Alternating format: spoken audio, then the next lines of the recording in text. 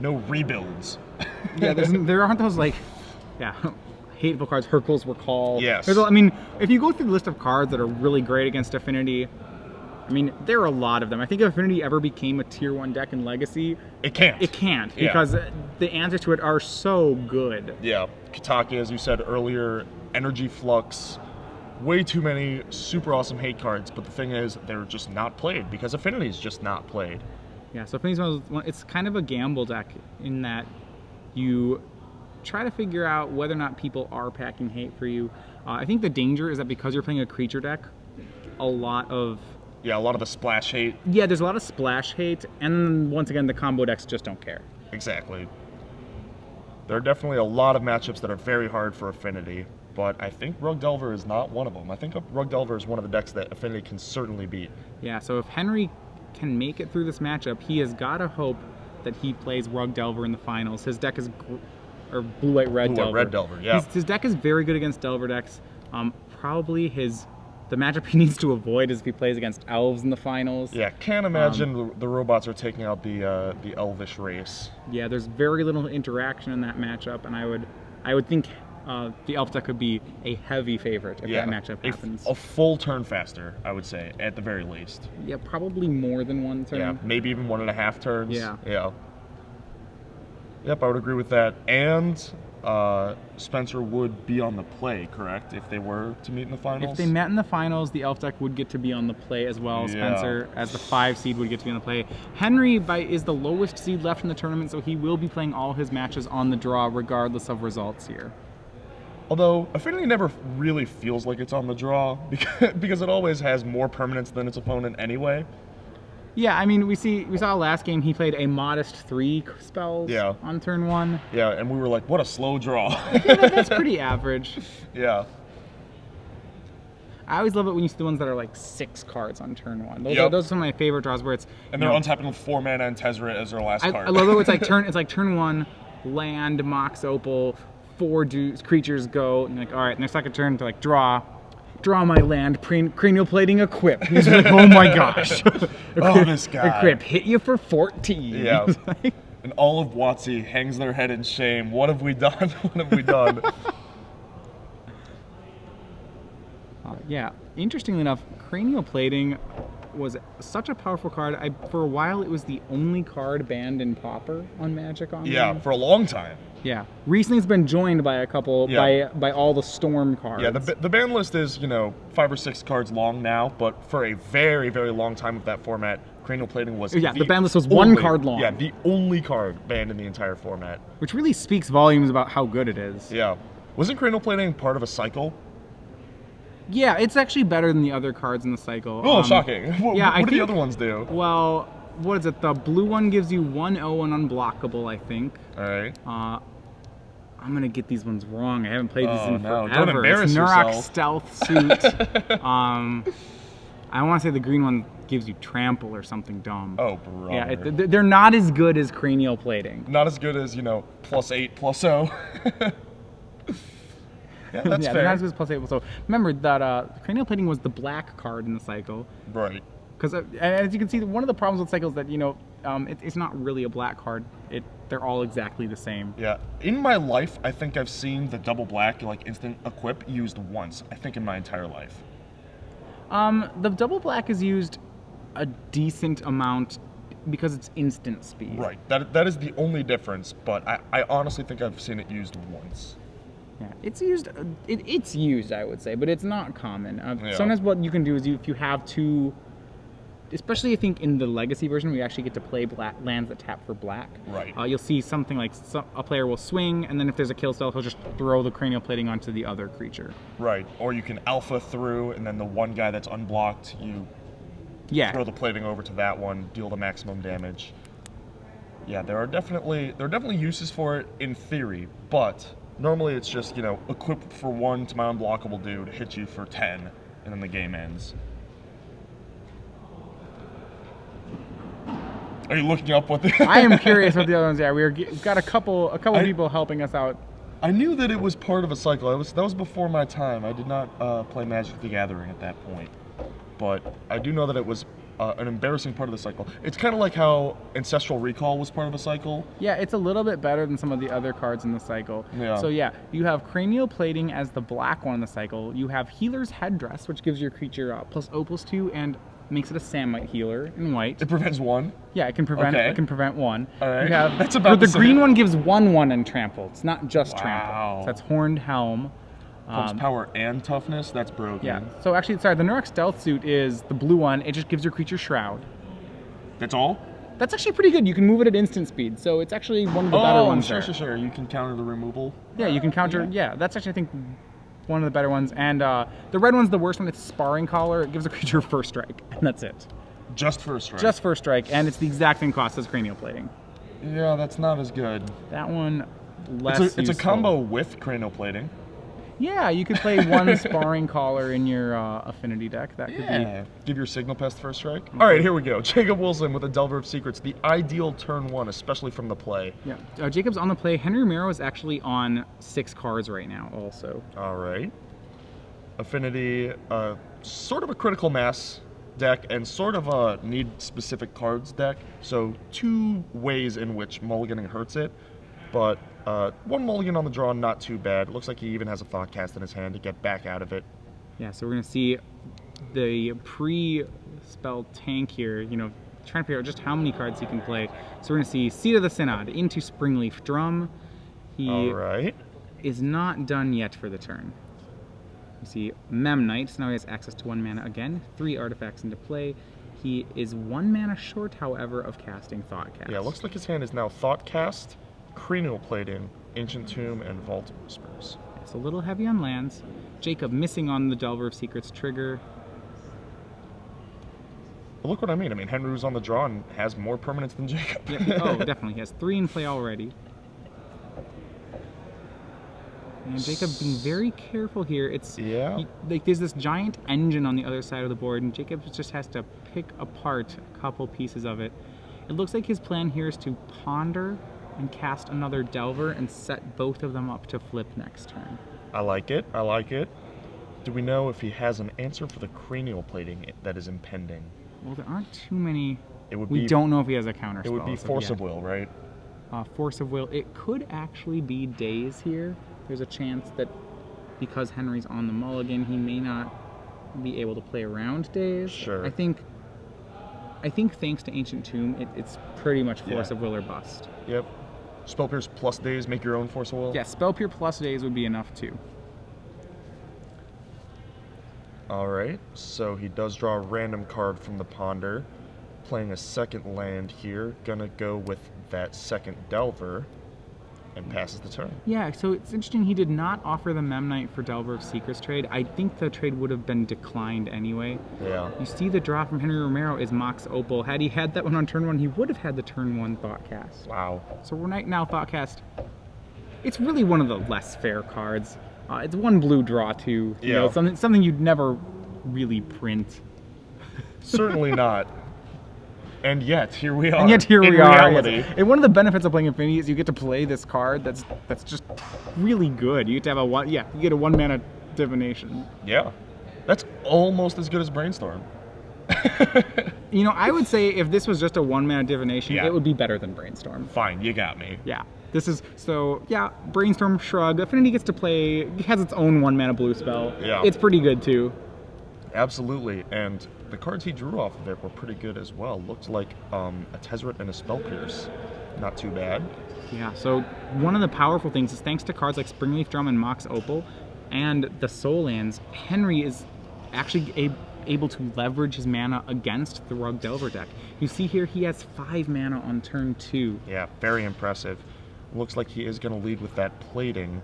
Does not want to get the Tezzeret dazed. If this gets dazed, he can pay. If it does not, he gets to equip and attack this turn if he so chooses. Yeah, so plating will be played and it'll be equipped to Memnite.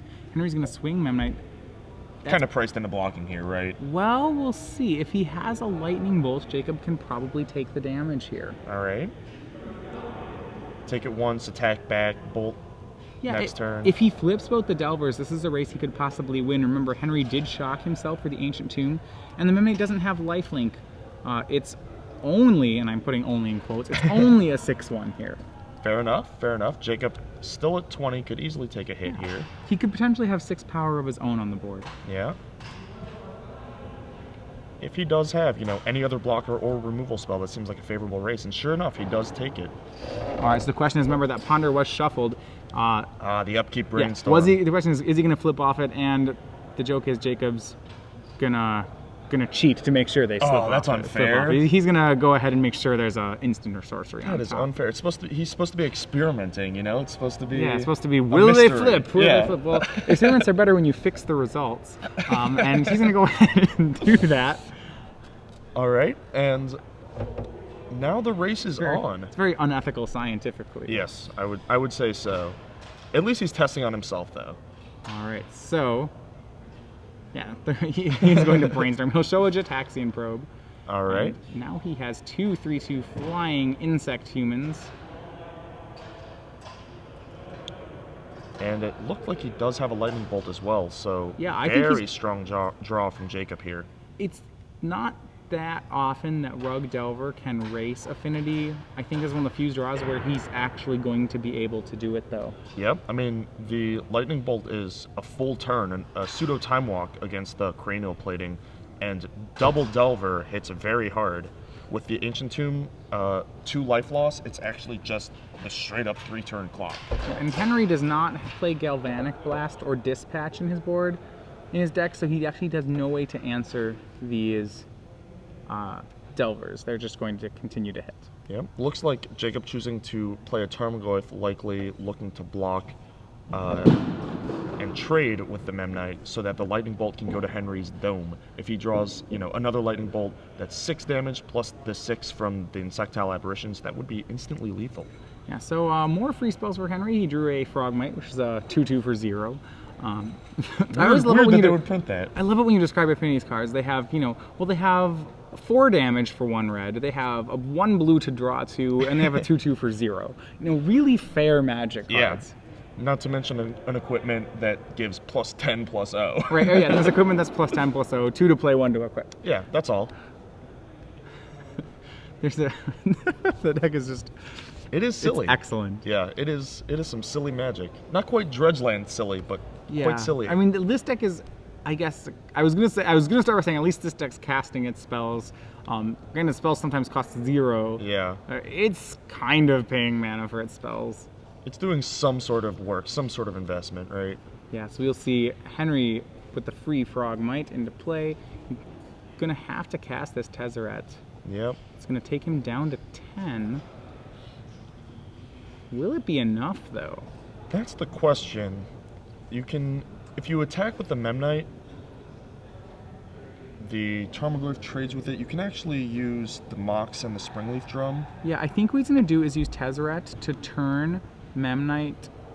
Well, he could turn Memnite into a 5/5. Turn anything into a 5/5, right? Yeah, he could turn Memnite into a 5/5 and then force this trade here. The worry is that he'd be dead to a Lightning Bolt. Yeah, that's a bit scary. Yeah, I don't think, even if he makes Memnite a 5/5, that's 5, 6, 7, 8, 9, drum. 10. It's only 12. It actually can't force a chump block. But by activating Springleaf Drum here, so Springleaf Drum is a 5, Memnite is 1, 2, 3, 4, 5, 6, 7, 8. That's exactly 13 damage. Convenient. Yeah, so had he made the Memnite into a 5/5, it would have been 12 damage. But by making Springleaf Drum into a 5/5, it's 13 and is going to force Jacob to block here. All right. Well played by Henry again. Tarmogoyf likely going to jump in front of the Memnite, I would assume. Yeah, he can either trade with the Memnite or chump the Springleaf Drum. Plus it saves more damage. Jacob Wilson making sure that it is lethal so he can't just, take it and crack back. Yeah, he's gonna have to block.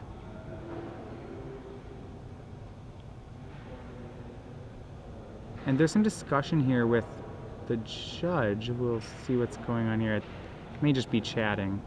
Yeah. We will confirm there for a second what's going on here. Jacob all smiles about it. All right, he's going to trade it with the Memnite. That means he will take 5, drop to 8. The 0-mana creature trading for a Tarmogoyf. Zero mana. Yeah, the Memnite trades for Tarmogoyf. It's really that's real. Yep. I mean, it's better than Tarmogoyf chump blocking the 1-mana artifact. Yes, that is also true. Taps creature to 1-mana like pseudo land. All right, so now Jacob has to find a way to get 2 full attacks off. Yeah, and Jacob didn't leave back the. He didn't leave open the mana of light for lightning bolt, and that may be coming to get. That may be biting him right now. Yeah, I mean, he was saving the lightning bolt, hoping to go to the dome if he drew a second, but it could have been a big tempo boost here. That Tarmogoyf would still be in play. Well, he can put Henry to 1, but the problem is 1 isn't 0.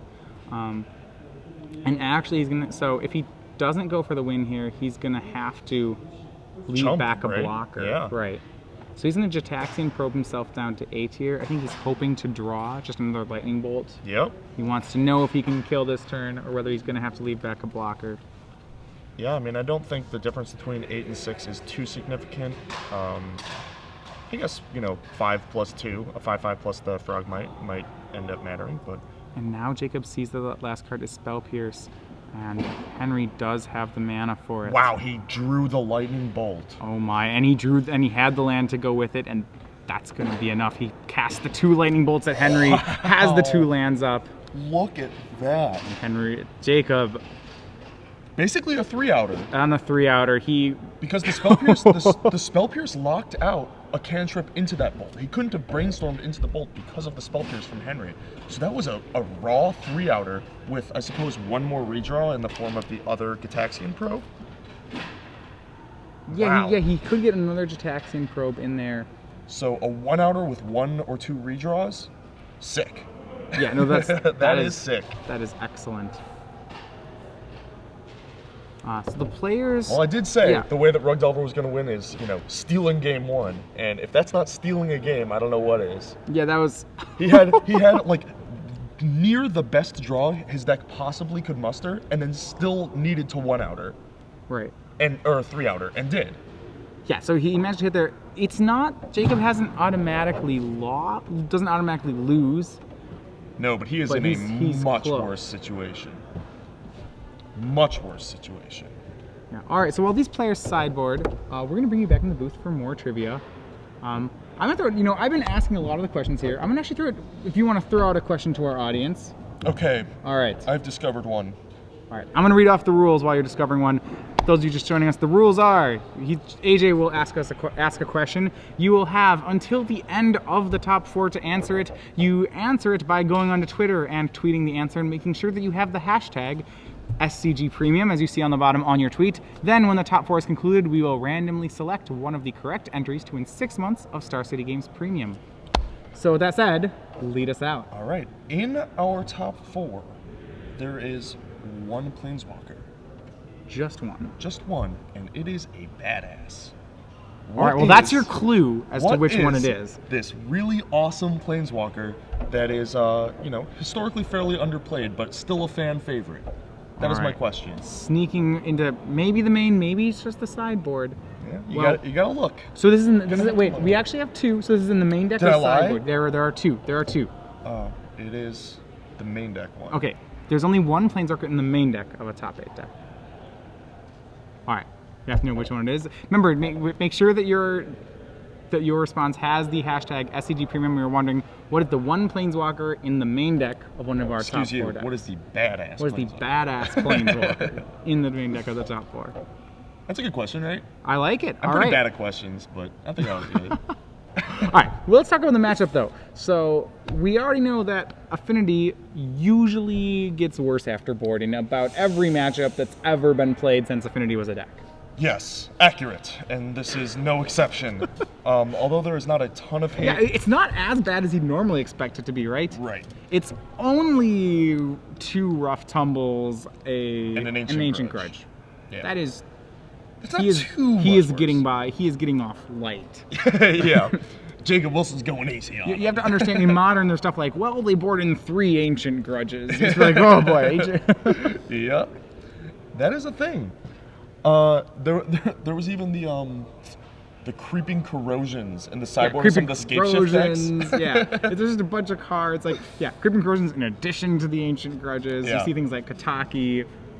People do not like losing to Affinity. No. And rightfully so. No, well, the thing is, you read these cards, like Kataki, and you're just like, wow, I really want to cast this against an Affinity deck. This is, like, as fun as it is to play Affinity, it's equally fun to play cards like Kataki against Affinity. You just play it, and you feel like you're cheating, too, because all your opponent's permanents gain upkeep cost of 1. Yeah, Kataki is the classic 60 for 1. Yeah, I mean, it doesn't just kill the things there isn't to kill their whole board. It kills the things they haven't played yet. Which is just rude. Right, just like, well, I can't even... It's just rude. Yep. All right, so sideboard. We've gone over what Jacob Wilson's doing. I actually think that it's reasonable to bring in 1 Pyroblast if he has enough cards to take out. I know that when the Affinity deck used to play Master of Ethereum, I loved boarding in Pyroblasts because you had Thoughtcast, Master, and Tezzeret as the targets. And that is more than enough. With just Tezzeret and Thoughtcast, I don't know if you necessarily want both or either, but that is an option available to Jacob. I think it depends on whether or not Jacob sees himself in a control role in this matchup. Sure. Whether he thinks that the Tezzeret's going to be fast enough to race him.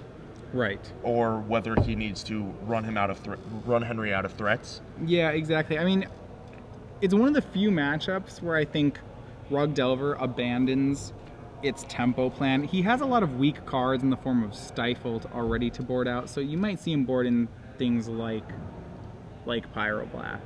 Like Pyroblasts. Yeah, he may just have to. Yeah, he may not have too many options. Yep, I agree with that. Like, you might just leave in like 2 Stifles for value. Yeah. Like you can stop a Tezzeret activation or an Arcbound Ravager trigger.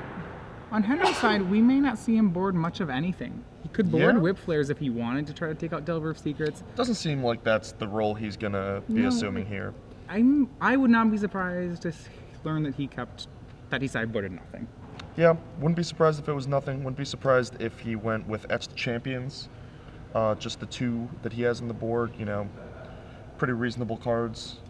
Yeah, when Jacob was trying to set up this board state where he was swinging with Delver of Secrets and chumping with Tarmogoyfs, Etched Champion does really put an end to that strategy. Yes. At the same time, it is a 3-mana spell against Rug Delver. I think that depends. Like, most decks don't want any 3-mana spells against Rug Delver. I think Affinity is one of the few decks that could actually, cast one. Yeah, actually manage it decently well. I mean, for a deck that has 14 lands, it sure plays like it has a lot of mana available to it, thanks to things like Springleaf Drum and Ancient Tomb.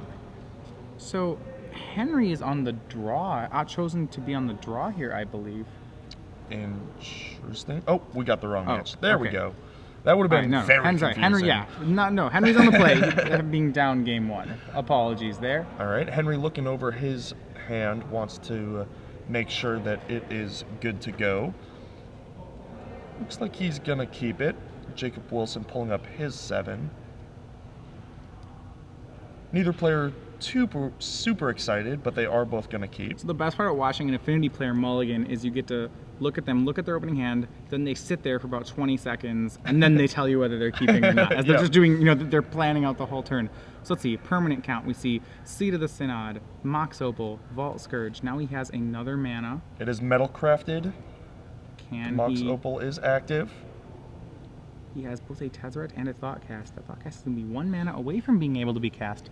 So it may just be 3 permanents on turn 1. Just 3. Mox Opal is a card that actually gained a little boost from the new Legend rule. Yeah, it used to be when your second Mox Opal was a completely dead card. It just locked you out. Well, until you drew Arcbound Ravager, it was completely terrible. Or the 3rd Mox. Now you can get at least or the 3rd Mox, yeah. That real statement. It happens, man. No, the problem is it was a real statement. But now you can just get more fast mana with the Moxes if you wanted. Yep, use them as little lotus petals. All right, and here comes the rest of Henry's hand. We'll lead off with a Thoughtcast, the quintessential 1 mana draw 2. Yep. Looks like Jacob actually considering Forcible in this. Is this still on the stack? Yeah, and I don't think he like he can't spell pierce it is the funny part. Yeah. And Henry largely bricked off that. He drew a second Glimmer Void and a Mox Opal. The 2 Glimmer Voids in his hand are really just dead cards here. Yes, he's super mana heavy here. He does have a Tezzeret, which is obviously quite a relevant spell, but Jacob does have his threat already in play. Henry looking a little threat light with another Vault Scourge coming down. So this is the type of game that Jacob Wilson can definitely win, especially with an immediate Delver flip. Yeah, and it looked like Henry had the option of paying 2 mana for the Vault Scourge, but instead he opted to play around Daze by leaving up his Mox Opal. Yep, very reasonable. His own life total doesn't quite matter as much as Jacob Wilson's, especially when he has 2 lifelinkers in play. But awkwardly enough, Jacob Wilson's Insectile Aberration can't really race here. Yeah, so we'll see whether or not he plays a defensive game. He's going to drop a fetch land and cast it. Looks like going for main phase Brainstorm, maybe reconsidering. Yeah, he may think that Henry leaving up that Mox Opal, paying 2 life, instead of playing around Daze, was actually holding up a Spell Pierce. And he may not want to get his Brainstorm Spell Pierced here. So he may just play Nimble Mongoose or something and move on with the game. Yeah, last game we saw Jacob really punished for not leaving up mana. He had a Lightning Bolt and didn't leave up mana for it. He can afford to tap out a bit this game because he has a Force of Will in hand. Yeah. But he's still playing very cautiously. And you know, that makes sense. I mean, he's not under a ton of pressure right now. His hand is quite stacked. Henry is looking a little shy on action, you know, not having done anything too explosive. Yeah. Too scary. Henry, unfortunately for him, he drew a 3rd Glimmer Void, so still all his action is concentrated in that Tezzeret Agent of Bolas. We may see, and what he's going to do is he's going to play around Daze here by making a mana with Mox Opal, Legend ruling it off the battlefield, and then casting I was just talking about this. Yeah, and then going for Tezzeret. So he's playing around Daze this way. It was the only way he could do that. The trick is it's not Daze he's supposed to be playing around. It's Force of Will, which you can't play around. Yep, it is the hard counter. So Force and Ponder trade for Mox Opal and Tezzeret. It's actually a 2-for-2 because of how Henry cast the spell. But more important than card advantage is that it's the only business spell that Henry had. The only relevant card in Henry's entire game. Jacob Wilson is going to run that Brainstorm end step with the fetch land up, ready to go, shuffle away anything he doesn't need. Looks like he's got a pair of Lightning Bolts at the very least, so some action for Jacob. I was like, what a Fire Ice be on those Vault Scourges. Yeah, if you can find them like Fire Ice, anytime that would be excellent. Anytime somebody gets the full 2 out of a Fire Ice, it just makes me so happy. That'd be very strong if he can find it. Jacob already looking pretty good on the board. What he needs to be cognizant of is he was this far ahead last game on the board. Even further ahead, I would say. I would say he was even further ahead. And then it was 1 top deck and the equation changed. Yes. So Jacob proactively using the Lightning Bolt. This will possibly open him up to a Cranial Plating. To be fair though, because Henry has 5 mana, he can't actually Lightning Bolt around a Cranial Plating anyway. Right. Well, I think that it was, just an efficient mana usage. Like, he also could have attacked, seeing if Henry's going to double block, which I can't imagine he was going to. But yeah, that end step mana was not going to be used anyway. You might as well use it while you can, as he is operating somewhat light here. All right, so Jacob's going to tap out here. He taps out for a 2nd Delver of Secrets and a Nimble Mongoose after hitting Henry down to 14, thanks to the Insectile Aberration. Henry, for his turn, draws another really fair thought cast. Yeah. He's going to tap 1 land to get 2 more cards. One of the better draws that you could have when you are light on action. He draws the final Glimmer Void and Seed of the Synod. Not ideal. Yeah, Not ideal at all, and facing down quite a bit of pressure from Jacob Wilson. In a deck with 14 lands, Henry now has half of them. That's a lot. Not to mention 2 of his 4 Mox Opals. Yeah, 2. So a lot of the mana in his deck. The deck really plays about 22 lands. It plays Springleaf, Drums, and Mox Opals. But this is certainly a pretty bad flood for him here. He's going to swing with Vault Scourge and set the life totals of 16 to 15, but he's going to take a pretty hard hit next turn. Jacob flips the Delver of Secrets off of Daze. Daze not really a card, but Delver turning into a 3-2 certainly is. Absolutely. Looks like 4 cards in the yard, so the Mongoose still has some growing up to do, but 2 Insectile Aberrations, quite large, and this attack is actually for half of Henry's life total. Yeah, Henry will drop to 7 here. He's on what is probably a 2-turn clock thanks to the life gain off Vault Scourge. Oh, looks like we missed that life gain. Yeah, so and the life gain 8. from last turn, so he's still at 8. But another Nimble Mongoose in Jacob Wilson's hand, and maybe even another Lightning Bolt, that would be the difference. That would indeed make this a 1-turn clock from here. So, post-combat, Jacob's deciding how much he wants to commit here. He passes back. It's possible he's playing around in Engineered Explosives. I don't think if there was, or a Whip Flare, right? He has access to the deck list, so he does know. Whip Flare is the card.